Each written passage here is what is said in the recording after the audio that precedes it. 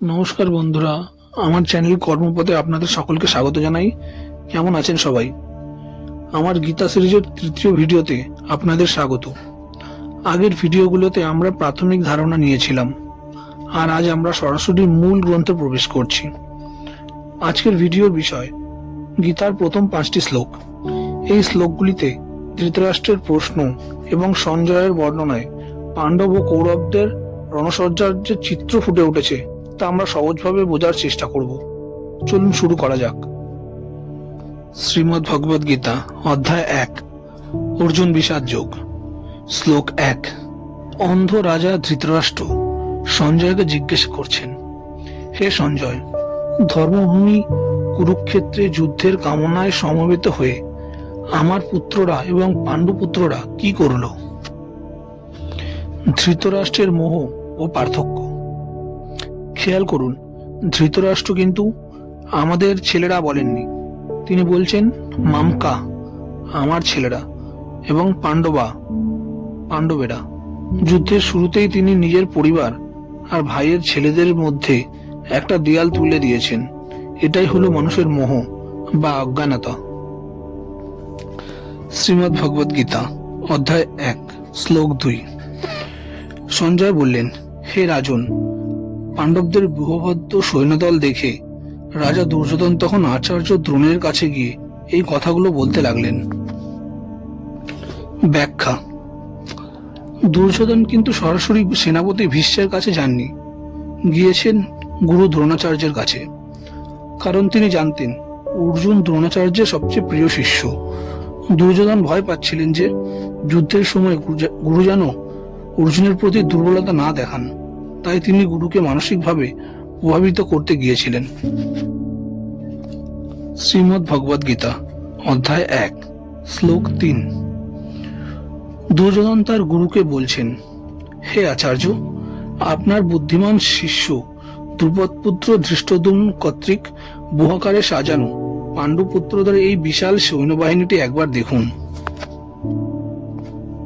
অর্থ। এখানে দুর্যোধন খুব চালাকি করে কথা বলছেন। তিনি ধৃষ্টদ্যুম্নকে শুধু শত্রু না বলে বলছেন আপনার শিষ্য। এর পিছনে একটা ব্যাক স্টোরি আছে। দ্রোণাচার্য জানতেন যে ধৃষ্টদ্যুম্ন তাকে বধ করার জন্যই জন্মেছেন, তাও তিনি উদার মনে তাকে ধনুর্বিদ্যা শিখিয়েছিলেন। দুর্যোধন এখানে গুরুকে মনে করিয়ে দিচ্ছেন, দেখুন আচার্য, আপনার সেই অতি উদারতার ফল, যাকে আপনি শস্ত্র শিখিয়েছিলেন, সেই আজ আপনার বিরুদ্ধে সৈন্য সাজিয়ে দাঁড়িয়েছে। শ্রীমদ্ ভগবদ গীতা অধ্যায় 1, শ্লোক 4।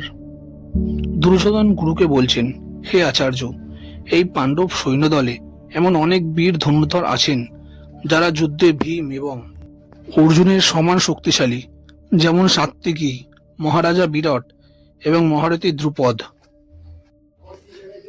অর্থ।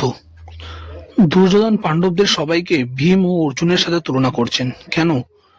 কারণ তিনি সবচেয়ে বেশি ভয় পেতেন ভীমের গদা আর অর্জুনের গান্ডীব ধনুককে। তিনি বোঝাতে চাচ্ছেন শুধু ভীম অর্জুন নয়, ওদিকের বাকি যোদ্ধারাও সমান ভয়ঙ্কর। শ্রীমদ্ ভগবদ গীতা অধ্যায় 1, শ্লোক 5।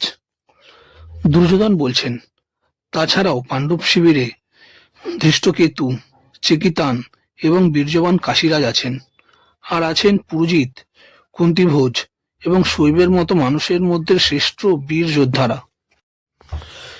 অর্থ। বন্ধুরা, একটা জিনিস খেয়াল করুন, এখানে পুরুজিৎ এবং কুন্তিভোজের নাম নেওয়া হয়েছে। তারা ছিলেন কুন্তির ভাই, অর্থাৎ পাণ্ডবদের মামারাও তাদের হয়ে জীবন দিতে প্রস্তুত ছিলেন। অর্থাৎ এর থেকে বোঝা যায় পাণ্ডবরা শুধু ধর্মের পথেই ছিলেন না, তাদের পারিবারিক সম্পর্কও খুব ভালো ছিল। বন্ধুরা, আজকের এই ভিডিওতে আমরা শ্রীমদ্ ভগবদ গীতার প্রথম 5টি শ্লোক শিখলাম।